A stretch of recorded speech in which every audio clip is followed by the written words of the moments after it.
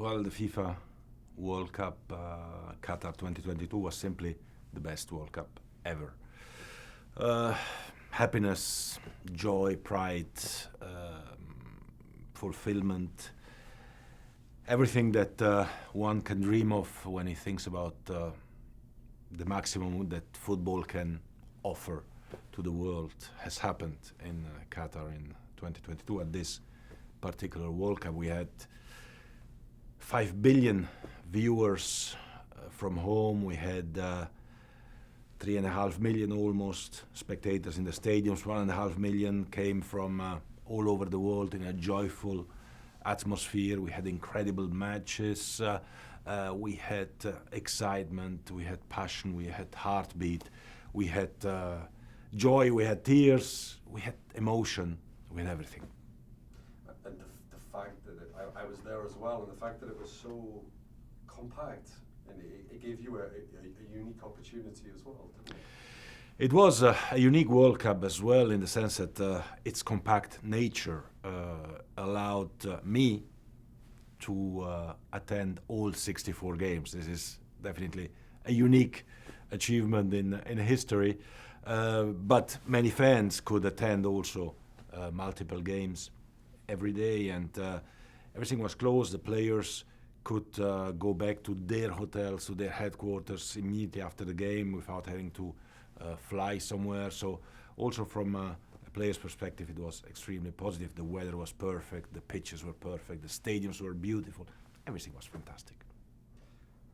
On the pitch and off the pitch, as you said, a unique tournament. If you think about those aspects on the pitch and then off the pitch, what made this one so special? What are the things that stick in your memory?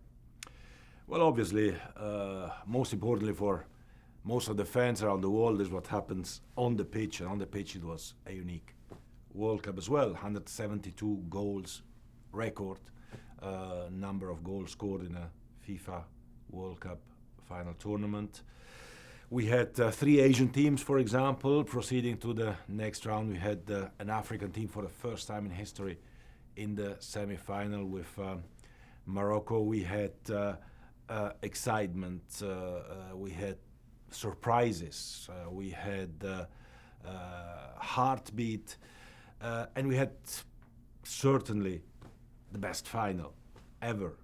Thrilling, entertaining, goals here and there, extra time, penalty kicks, I mean everything, epic. Off the pitch as well, it was an incredible success. We had no incidents whatsoever.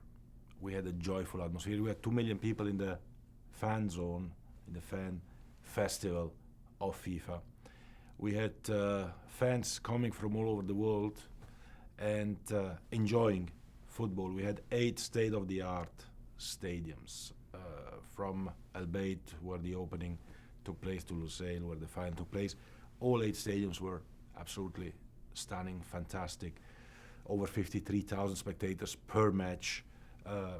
Attendance going in, going out of the stadiums, everything ran smoothly. The airport was fantastic. Everything worked extremely well. So I would say huge success on the pitch, and obviously as well for an organizer of a World Cup off the pitch, thanks to Qatar, thanks to FIFA, thanks to our teamwork, and thanks to the way we together put this up. Like you said there, given where the tournament was previously staged, was it important to overcome a level of skepticism about the ability of certain, maybe other nations elsewhere in the world to be able to stage this sort of event? Well, definitely it was important that the World Cup goes for the first time somewhere else, not in the usual countries, so to say, to go to Qatar, to go to the Arab world. This is part of our vision as well, of making football truly global, and having a World Cup being organized in Qatar for the first time allowed, I think, 2 major things to happen. The first one is that the World Cup was definitely a catalyst for positive change in the country, in Qatar, not just as far as the infrastructure, but as well as far as rights, for example, workers' rights. So me saying it, it's the International Labour Organization saying that. And hundreds of thousands of workers today have much better conditions than before this World Cup happened, thanks to the changes that happened. And this is definitely one of the elements. And the second element that this World Cup contributed to was that it opened the door to the world to visit and to witness and to enjoy as well a new culture, the Arab culture, a welcoming way of a country, of a whole region, the whole GCC region, who welcomed fans from all over the world. For many it was the first time going and witnessing and experiencing the Arab world, and they found out that actually, well, these people there are welcoming. You have, you can enjoy, you have a great atmosphere, good food, everything that every fan wants was absolutely there. So from that perspective, definitely as well, a huge success. Yeah, I agree. I mean, personally, it was the first time I'd been there, and even in this region, even though I was working, still found exactly the same thing. You've spoken there a little bit about the fact that it was a World Cup in an Arab nation. Why was it significant for FIFA to put its one of its flagship tournaments in an Arab nation? Well, FIFA is a global organization, obviously, and I think it is important that whilst maybe some people were asking, and some were asking me as well, in the years before the World Cup took place, why Qatar? Our answer has always been, why not? Right? FIFA has 211 countries who are part of FIFA, and they're all the same. They all have exactly the same rights and the same duties, and if a country can host a World Cup, then of course they should be allowed to host it. And I think, again, this is part of making football truly global, of uniting as well the people through football. And this particular World Cup, with the fact that it was concentrated in one place, not just one country, but basically one city, contributed really to create this unity amongst fans who were mingled in the streets, in the different areas of the cities, and finally as well in the stadiums. You're the FIFA president, but I know that also you're just a massive football fan. What was your favorite game of that tournament? I attended all 64 games, so for me, as a football fan, this is already a dream. Well, it's actually more than a dream, something that you could not even dream that came true. And actually before, when I decided that I would like to attend all 64 games, I was a bit scared, because I said, well, maybe I will fall asleep during some of the games because it will be a lot, but actually not, because every game was very, very entertaining. But I think the climax was really the final. An incredible game, incredible results, extra time, penalties, last second chances on one side, and then of course on the other side, Messi scoring 3 goals, Mbappe scoring 4 goals, including the penalties, of course,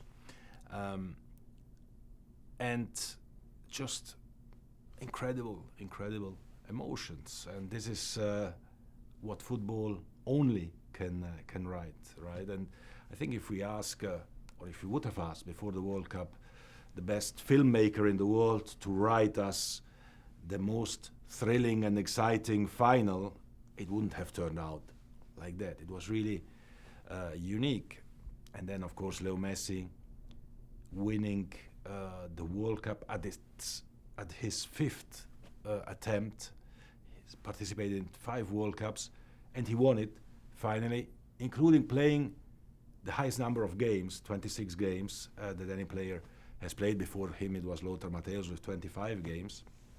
Lothar as well, of course, world champion in 1990 in Italy. But this shows a lot how a great player like Leo Messi fights with his nation, with his team, and becomes finally world champion. So an incredible emotion to hand over the trophy to him, obviously.